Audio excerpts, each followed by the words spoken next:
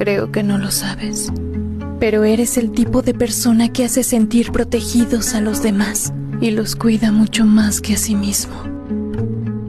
Eres alguien que presta suma atención a los pequeños detalles de otros para hacerlos sentir especiales cuando se encuentran. Eres quien, a pesar de recibir el mínimo afecto, da amor a quien se cruce en su camino, porque sabes que algún día ese cariño regresará a ti. Te reprochas y te criticas a ti mismo antes de señalar o culpar a alguien más. Eres desinteresado, tanto que ignoras cuán importante eres. No sabes la fuerza que le das a las personas. Por favor, nunca dudes de quién eres, porque si no fuera por ti, ningún rincón habría sido iluminado.